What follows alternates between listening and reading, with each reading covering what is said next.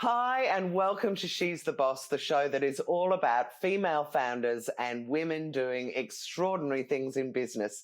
And I cannot wait to share my next guest with you because she is doing extraordinary things. Sandy Lowres is the founder of Women Beyond 40 magazine, a title I obviously love, and also the host of the Good Girl Confessional podcast. Again, another great name. So she's great with naming. Thank you so much for joining me, Sandy. Oh, thank you so much for having me, Jules. I'm super excited to be. Well, it's just great. And I love what you're doing, as you know, because we have spoken about this before. So tell everybody about Women Beyond 40 and what you're doing there, and then about the Good Girl Confessional. Great, thank you. So Women Beyond 40 is a platform for women who are over the age of 40, 50, 60 and beyond. And it really is a platform that's changing the narrative around the way that society and the patriarchy basically views women once we get to the age of 40. And we really wanted to just put the car wash on that. Because I'd met so many amazing, brilliant, vibrant, incredible women doing great things, yourself included. And I was getting a little bit tired of this kind of narrative that the world was telling women in our age demographic. So we started this magazine, which is in both print and digital. It is written by women for women. And we have a section in there called She Endeavours, where we're highlighting micro and small businesses all run by women, as well as giving free ad space to charities and not-for-profits who are supporting women and children. Oh my God. Well, can I just say firstly, huge congratulations for doing a print magazine, because I know that is expensive and difficult, but also exactly what we want. Like if I am going to the air, magazines are my treat now and there are less and less of them. So it's wonderful that you're doing this magazine and sort of shining the light on these women over 40, because as I couldn't agree with you more, they are incredible. And really, in order to have achieved anything in business, you have to have some years behind you in most cases. So, you're not going to find a lot of 25-year-olds or 30-year-olds that have wildly successful businesses, but there's a lot of women over 40 with them. That's so true. And it's also the life experience that women bring to those businesses after the age of 40, right?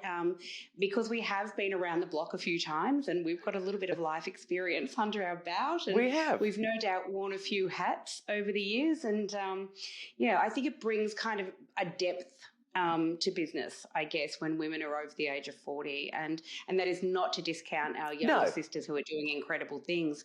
But I do think it is a different level of experience that we bring. And I think and I do think that as we're older, we want to lift up those younger women and we want to help them. And by doing that, we need role models. Because there's no point saying I want to do business and you look around and there's absolutely nothing in the media really that implies that there are loads and loads of amazing women who have businesses. So anything that we can do to shine that light, I think, is important. Now, let's talk about the Good Girl Confessional. Such a good name.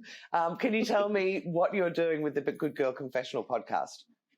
Absolutely. So both Women Beyond 40, or WB40 as I call it, and the Good Girl Confessional are passion projects for sure. The Good Girl Confessional, first of all, the name is obviously very tongue-in-cheek.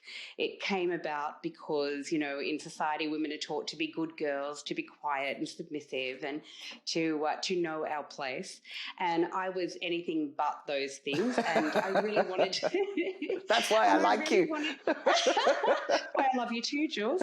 I really wanted to encourage other women to tell their stories and to be vocal and to use their voice. And so the Good Girl Confessional started out as a blog many years ago talking about sex, dating and relationships for women over 40. Right.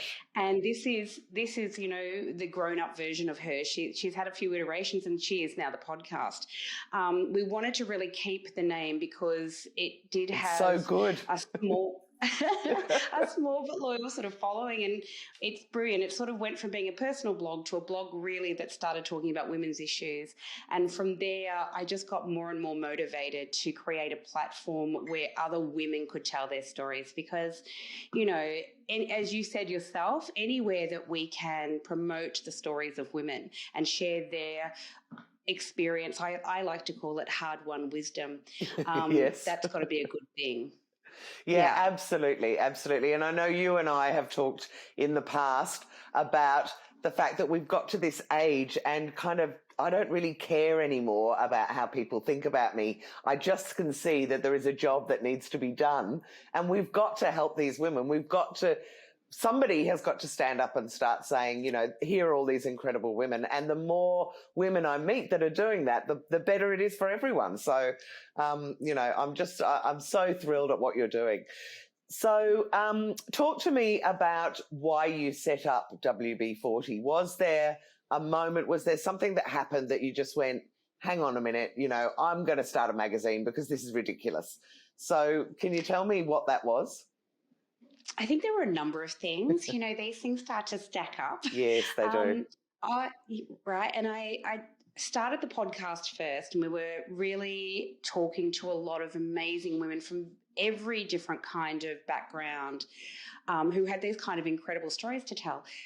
Business leaders, advocates, activists, change makers, disruptors, and survivors. All those sexy words. I love all of them. They all mean change, don't they, for the better?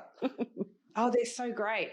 And it's so great to meet the women who are the epitome of all of those things, But a lot of women coming on and telling their stories. And the more women I was meeting and the more women I had the honour to talk to or chat with, they all were telling stories of ageism, of sexism, but how sexism is worse as we get older instead of better. And oh, yes.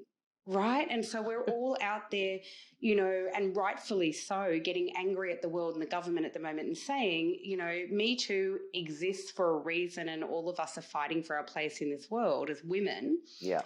But it gets worse in some cases for women once they're over the age of 40.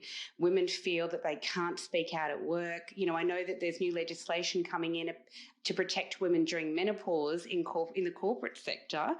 But women are terrified to actually talk about menopause in the workplace, because what it does then is shines a light on our age, something that we shouldn't have to discuss. No, isn't it funny that our society these days seems to really value youth? And I'm not saying there's anything wrong. I mean, not even that there's anything wrong. We love the younger women, but what is this thing that you shouldn't be letting people know? I mean, I proudly proclaim that I'm 54 wherever I can, because I just think it's really important. We just don't hear about this kind of thing.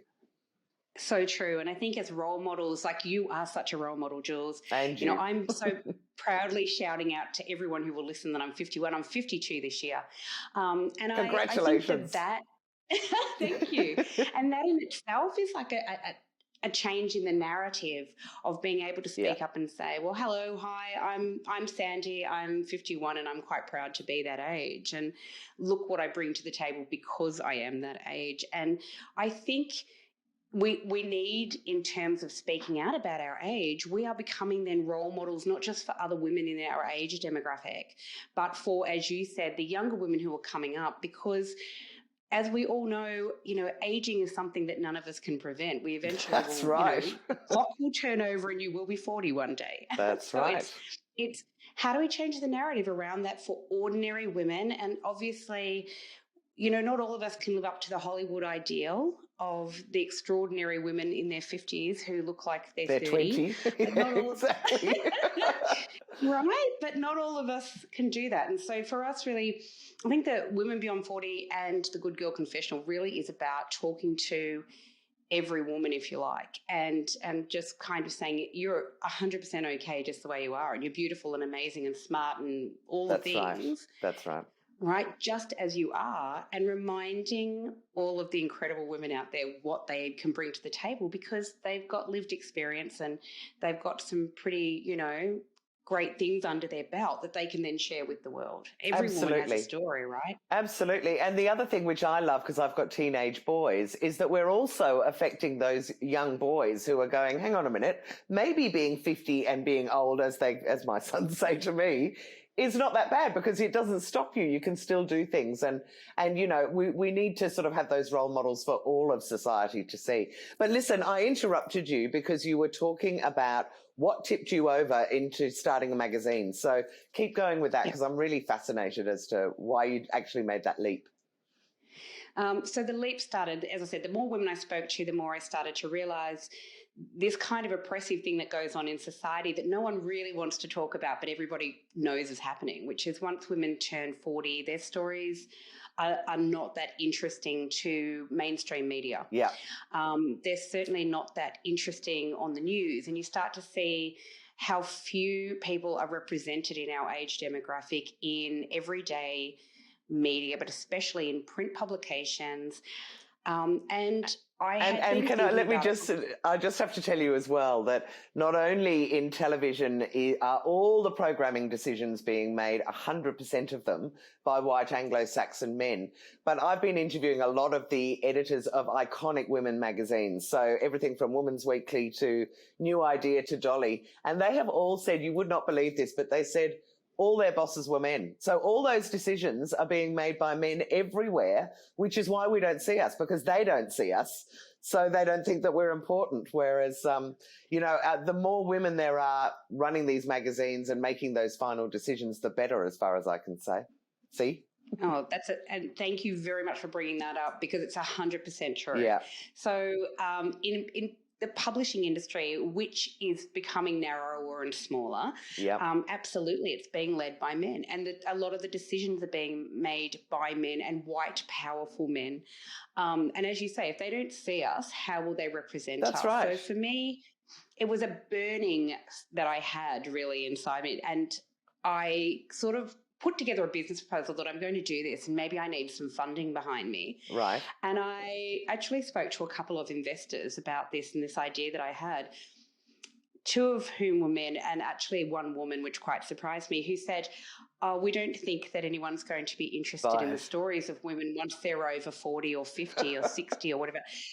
And that something in me just kind of snapped in a good way. It was like, just watch me then, because I knew what they were saying was wrong.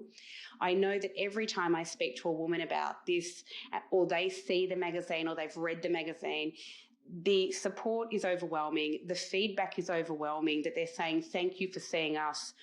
And really that's what it's all about. It really was for me to... If I couldn't read a magazine like that, then I wanted to create it. And I had no idea, Jules, how much work was involved. I'm glad I didn't know. I've worked in magazines. It's huge. So I know it's a massive, massive job. Yeah. But I'm really glad in a way I didn't know, because I think sometimes, and that is probably my entrepreneurial spirit there, I think sometimes in the not knowing, yes, how big it's going to be, that you kind of just go, right, I know it's a great idea. I really wholeheartedly believe in this. I'm just going to leap in and see where we go. I couldn't agree with you more. Yes, I think ignorance is bliss is one very, very powerful statement when it comes to being an entrepreneur. In a lot of ways, I know people say research, but there's another thing that says put your blinkers on and just go for it. Because if you're sure that you can do it, and obviously, and there's a market, then you must. And the other thing, of course, is what is Australia's biggest selling, biggest circulating magazine? It's Woman's Weekly, which is targeting women over 40 as well. So, the powers that be that are making those decisions and saying no one would be interested are so ridiculously wrong. It's not funny. Yeah, it's really fascinating. And I think what's really beautiful is that, since starting the podcast, we've never had a shortage of people who had an amazing story that we wanted to talk to or that reached out to us. But the same is true of the magazine. We've got no shortage of women who have offered to write for this thing, who have offered to share their stories. And what's really beautiful is that this kind of networking thing organically starts to happen. And you would know this from running She's the Boss, that when you talk to one woman, they straight away say, you know who you should talk to? Yes, I know. I love it. Right? And it's beautiful. So that was one of the other things that we really wanted to turn the narrative around on as well, is this perception that women can be bitchy and women don't help each other. And I hate that narrative. Me too. And my complete experience in dealing with women is the absolute opposite. Of that, where if you ask for advice, it is freely given. When you put your hand up and say, hey guys, I'm doing this, what do you think?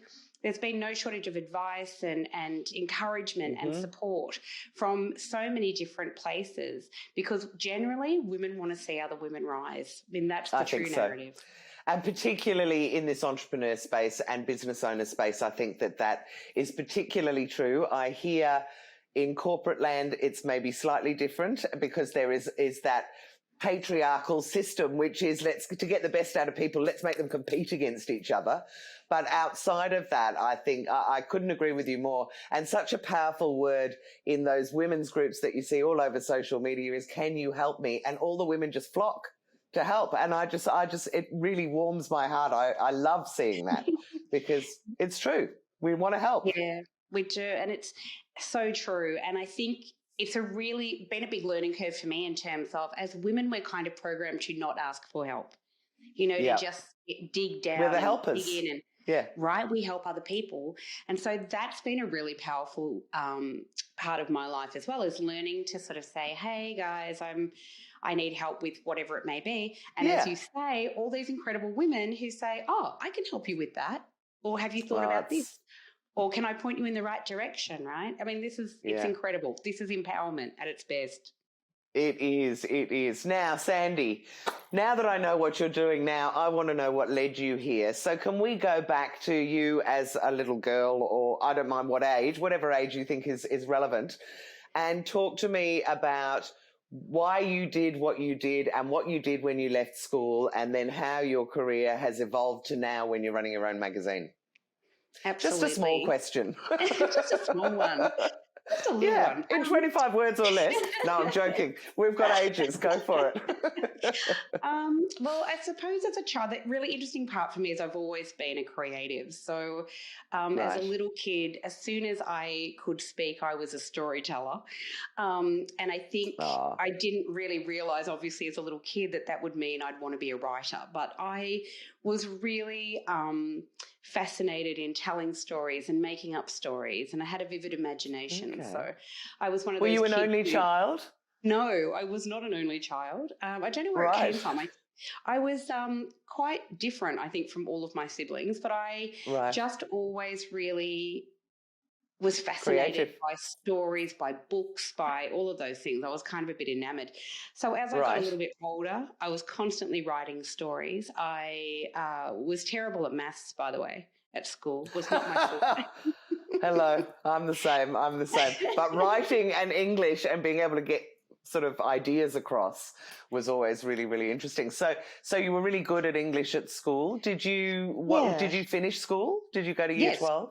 I did. So I finished year 12. I did, of course, literary studies and English was my all big those thing. Practical ones. Yes, I did English Lit and went to uni and started with English Lit, and then there was a guy in my course who had what my father would call polysyllabic verbosity, but he just literally was using as long a words as he could to make himself look smart. And I thought, I don't want to do this, and moved into psych. But I got the attraction straight away because of the story. So you did Lit at uni, did you say? So I went on to uni and I started out doing journalism, to be honest. Oh, right, which was kind of fascinating. And I did sort of only one semester of journalism, and then went it was like holidays, if you like, and I went in to work at a newspaper. I won't mention which one it was. And it was very much that back in the day, an old boys club. And I remember getting patted on the butt several times, asked to make coffee, really not interested in anything I had to say or do, or, really. And I remember coming home and saying to my dad, I thought this was my dream, but that's not what I want to do. I don't want to be part of that, if that's what journalism is. And so I deferred from uni. I went off and worked. I just did whatever. Eventually, I come back to uni and I did professional writing and editing. And that's really, I think, kind of made a lot more sense to me. So I did that. I've worked in communications, and I've always written. I mean, writing's always been my thing, but it was always really a side hustle. And at some point married, kids, divorced, and I've done jobs. I've worked as an EA to basically pay the mortgage and support the kids and all those things, but always was writing sort of in the background. And so if I really think back to when I was a teenager, it's kind of I probably idolized people like Jana Vent, and I idolized people like Ida Buttrose. Who didn't idolize Jana Vent and Ida Buttrose? I mean, they were such titans, weren't they, at the time? Really, like incredible, empowered Very women. strong. I think it was Very the idea strong. that you just knew that they wouldn't take shit from anyone, you know, and I think I Yes. loved that about them. Yes. And then, I guess to find out later that they probably were dealing with a lot of shit, in the Yeah. background from the men No who doubt. are running these, empires, if you like. And, that you either bow down and wear what we say you wear and look as pretty as you can, even though there were strong women who had something to say. There was obviously always a game that had to be played. I think for me, as a teenager, when I look back, I mean, I was involved in the school newsletter and I was, all the things. All right. And I did acting, of course, like us all the creative kids did. And I think looking back, this is it. This was probably the dream. And it just came to pass because I started to get angrier about the way women were being treated and also being told that no one was going to be interested. Because this is not my story in this magazine. This is the stories of other women. And so that's what basically made me angry enough to do it. But looking back, I think I'd always really wanted to be doing something like that. And it was always really going to be about women. And so I'm quite proud that we managed to get it off the ground finally, even during COVID. Yeah, I mean, I was going to say thank goodness you did, because it's been a massive gap in the market. Yeah. But I particularly love it that you've gone to print. I don't know why. I just feel like magazines, and I'm obsessed with Vanity Fair and I've been collecting it since about 92. But I love a good magazine that's filled with stories rather than that rubbish that is in the sort of weekly magazines. I love a good, juicy magazine. So, I'm thrilled that you did it. Thank you so much. Thank you. And we're really loving that every cover is different, because every cover we've chosen a different female artist to be represented on that cover. And we also tell her story inside the magazine. Who is that artist? It's not just some... Right. You know what I mean? So it's really, really in every angle that we've looked at, we wanted it to just be woven into the DNA of this magazine, that every woman who's involved is highlighted in some way and that their story is somehow told. And I think that's kind of really nice as well. Yeah, so, and it totally is, but you said we, and I don't know whether that's the royal we, or have you got a bit of a team around you helping you do this? Because it seems to me that it is a massive job to put out such a beautiful glossy magazine. And the other thing is I love that you're not just doing photos of women on the front. And that was the other thing too. We kind of really decided to go, well, I decided, I admit, I'll take that one. I decided. Good. I decided that you get that? The artwork, I always kind of had this vision in my head that every edition of the magazine, every issue would be different. And for me, it just made sense that rather than have a photograph of a woman on the front, in the general way that we do these things, that it would actually be sort of artwork that represented what we were going to be talking about. So on the front cover of the issue number 1, for example, was an artwork that's been done by a fantastic young Sydney artist named Kathy Frank, and she created this artwork for us, so that's really special. Amazing, yeah. And she created this piece with Ruth Bader Ginsburg on the cover, but inside of Ruth you can see Julia Gillard giving her famous misogyny speech, and you've got all the original campaigners of the women's rights movement in the 70s. So there's this kind of, she interwove all these really cool sort of elements. What a brilliant artist. She's I love so that. clever, really great. But also artists find it so hard to get exposure in the media. Yeah. So it's just such a great thing that you're doing, because, certainly in the She's the Boss group, sometimes, or through Handle Your Own PR, my other business, I have people saying to me, I want to support, Australian artists, or I want to support female artists. How do I get to them? Or Indigenous artists? And it is really hard to find them. So by you putting the spotlight on it, you're brilliant. Thank you. And I'm so glad that you raised that, because actually one of the artists who's appearing on her work is appearing on our issue number 3. So I cannot wait. That comes out this week. Is an extraordinary contemporary artist whose name is Cherie Stokes. Yes. Just beautiful artist and a beautiful human being as well. And so it was just kind of really amazing to speak with her. Her story is being told in issue 3 as well. So it's not just her art that is on that cover. It's actually this telling of her story and how she came to paint that piece of art, which is actually called Sacred Women's Business, and made complete and utter sense. So each issue of our magazine has a theme. So the first one was Hard-Won Wisdom, and the second one was I've gone blank, but the second one was Love. Oh, no, it's Love and Other Catastrophes. The one that's out at the moment, right? Okay. It's out. That's called Love and Other Catastrophes, and we wanted to explore different themes around those things. So what is love and what does it look like?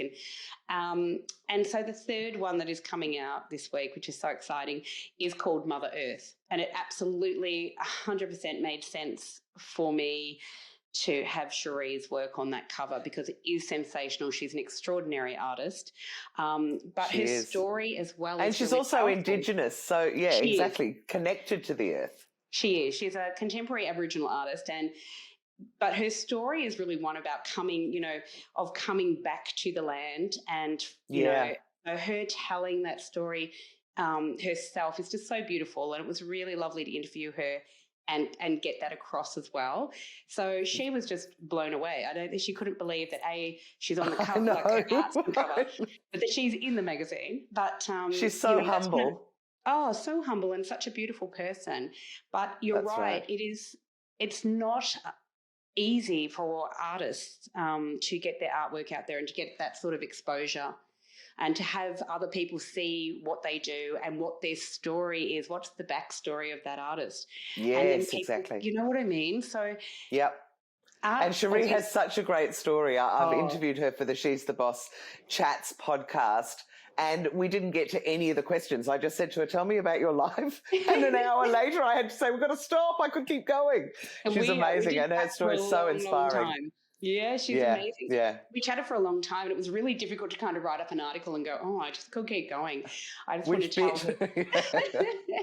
Exactly. But I just really love as well. She's so humble, and she said to me, I said, I'm really in love with one piece of your art that I'd really love to have on this cover. And she said, oh, okay, well, you tell me which one. And I said, I really love Sacred Women's Business. And she said, oh, thank God, because that's the one I was going to suggest.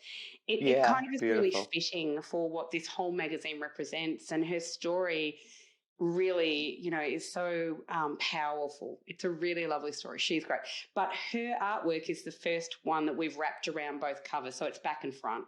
So as you open up the magazine, you'll see the whole thing. It's really beautiful. Oh, yeah. Now, just before we go back to you growing up and what you did in your career before the magazine, talk to me about where people can buy it. Because, look, this might not come out in time for the beginning of the issue, but where do people go to buy your magazine? Absolutely. So people can just go to wb40.com.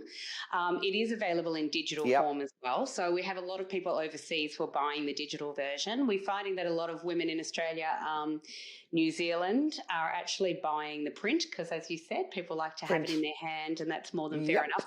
But we wanted to give both options.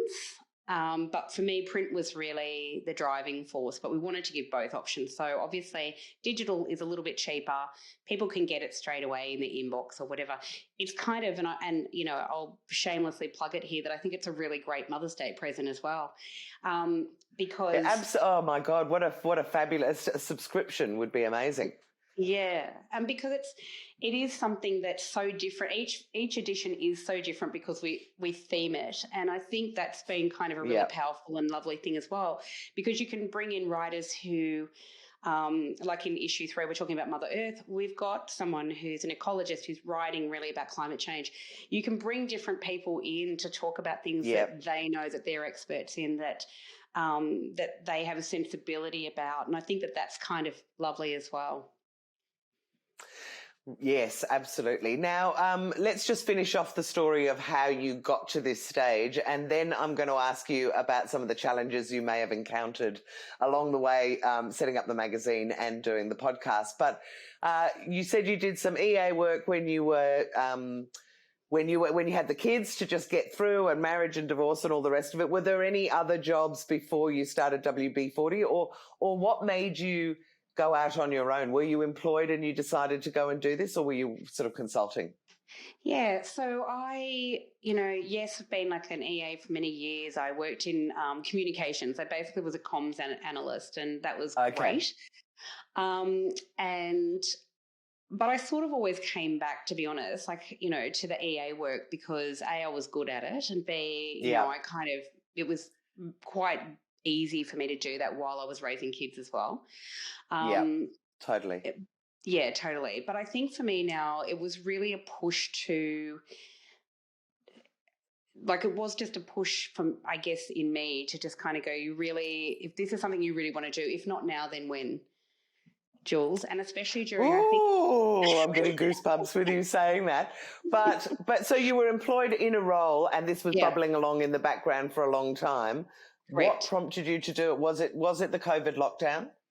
Yeah, I think that the COVID lockdown really, what I started to see then was many friends who were writers, artists, people who were creatives, actors, musicians. Yep. I was watching so many of those people losing money, having no jobs, not really knowing where they fitted in terms of government support and help. And it Which was just made almost nowhere. nowhere. Let's be And honest, so they didn't get any support till no, pretty much correct. the end of it. Correct. Yeah. And to see, like, quite famous Australian musicians were out there trying to raise money and funds for other musicians to keep these people afloat, to pay their rent. And I think for me, that kind of shook me as well, that I've always worked elsewhere, but I've always written as well. But for people who that is your sole source of income, That's it's pretty right. tough out there, right? So I really pushed, I think, to get it. I could have sort of let it bubble along and maybe brought it out next year or this year or whatever. But last year I decided to launch, and part of that was to create opportunities for female writers. And then because I really wanted every cover to be different, I thought, you know what, I can really help female artists as well. We can get them out there as well. And Amazing. then I came up with this She Endeavours section, which was, I was watching all these micro businesses and small businesses led by women who were really suffering during COVID. And on top of all of that, in Australia, we had bushfires and drought. Mm-hmm. And there were and floods. Don't forget the floods. Oh, and the floods. Oh, it was a terrible year. The floods But having said that, I have to say, I love it that the lockdown was what motivated you, because for so many people it was a disaster, but for so many of the rest of us it was an opportunity. It did present an opportunity to do something a bit different, or to grab something that you've always wanted to do by the horns and just get started. So it's brilliant that you did it. Thank you very much. And I think there was, for the first time in a long time for me to sort of just sit and kind of think, well, I've been working on this thing slowly in the background, but what do you really want it to be? What is it going to look like? Who's it going to benefit and who's it for? And I always knew it was for women over 40, but it gave me an opportunity to really, streamline what we were all about. What is our message and who are we about, and why are we doing this? And once you've got the why, I think, it became much easier to kind of just forge ahead and get it done. Yeah. And then reaching out to those female creatives who are like, I can't believe you're doing this. This is crazy. This is a time when I bet you got tears. I know. I can imagine you would have had these people going, thank you so much. Oh, look, just incredible. And I guess when I talk about we, I mean, I know you asked me that question before. That's right. Not the royal we. I am surrounded by some really great people. So there's a couple of people who are instrumental, and I'm so grateful for every issue. I've got a friend who is a food editor who's jumped on board to be a food editor for us, and we've got someone who's a fashion editor. So Sandra Reynolds is our food editor, and Nikki Hind is our fashion editor. And Nikki is Australia's very first Australian blind fashion designer who's gone on and launched her own brand. Oh, she's extraordinary. Yes. And then has come on board to write about inclusivity in fashion. And what does that mean? What is inclusive fashion and what does it look like? And so she brings a whole other lens to this magazine, because the one thing we didn't want to do fashion in the way that normal magazines do women's fashion, because... Thank goodness.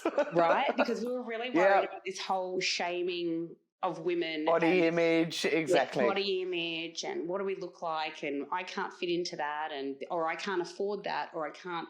So we've come at fashion from a very different angle, and I think that's really lovely. And I think Sandra Reynolds brings, as a food editor, she's all about, how can you make something that looks really fancy, but it's actually not as fancy as you think. Yeah, there you go. That's what we need.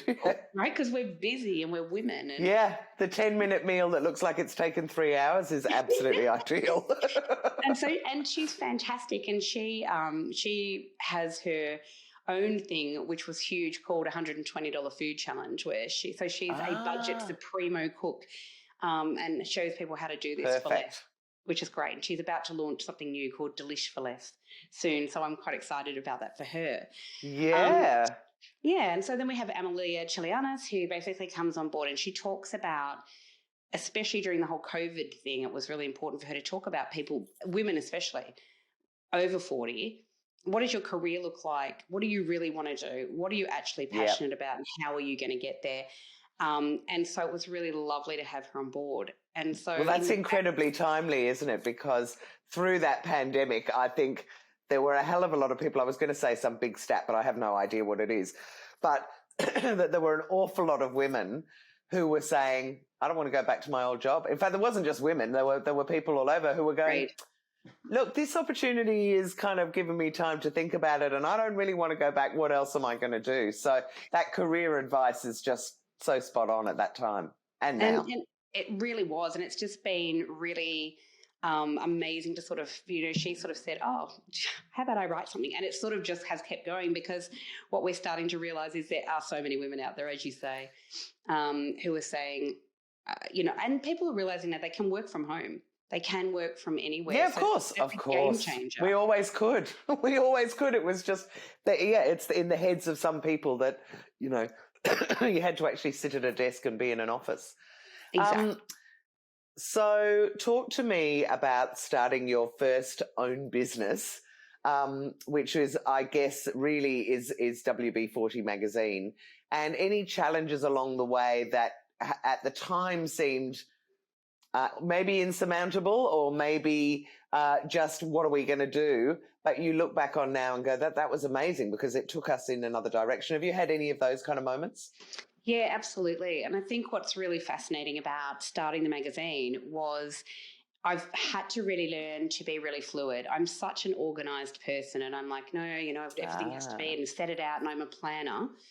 But what you start to realize is that sometimes things take on a life of their own, and, you end up in a completely different direction each issue than you thought you might end up in. So I do sort of a rough plan. I sort of know what I want, but because all of the writers are so different and they all bring a different flavor and a different voice, that's actually quite a beautiful thing, because it's like a living, breathing kind of thing that goes on with each issue, which is really nice. Some of the challenges, though, that I've had have been things like not coming from a publishing background, is actually going, oh, okay, how am I going to get this magazine printed? I'm really, really lucky that my partner had a background in printing. He actually is in software, but he worked in the printing industry for a lot of years, and thankfully kind of stepped in with his expertise. So that's been one of the big things I've learned. Again, we talked about it before, but asking for help and kind of saying, I don't actually know. And you don't know what you don't know. And not being afraid to actually admit it. I just love it that you started a magazine without any idea, and I want to start a TV network, and I have no background in TV, but we're not going to let it stop us, that's for sure. And I think that that's one of the most powerful things, and one of the biggest things that I adore about you is exactly that you're going to start a television station or a channel and kind of say women are going to host and women are going to be in the spotlight, and it's going to be about women and highlighting women in business, and yet again another platform for them to tell their stories is phenomenal. But as you I don't think we always need to know all the answers. We just kind of need to start, right? That's right. And there is nothing that really fires me up more than someone telling me something can't be done. There is nothing that makes me want to do it more than when someone goes, I don't think that's possible. Really? Let me show you. And for me, it was like male investors going, no, I don't think so. I don't think anyone will read those stories. And I said, like, what? Watch me. And, you know, the same will fire you as well. I'm sure we'll put that fire underneath you to go, watch me. Absolutely. And I'm so thrilled. So Sandy, okay, we've told people where they can buy the magazine. Where can they get hold of you if they wanted to be listening to the podcast or they want to be a guest? Just tell everyone how they can get hold of you.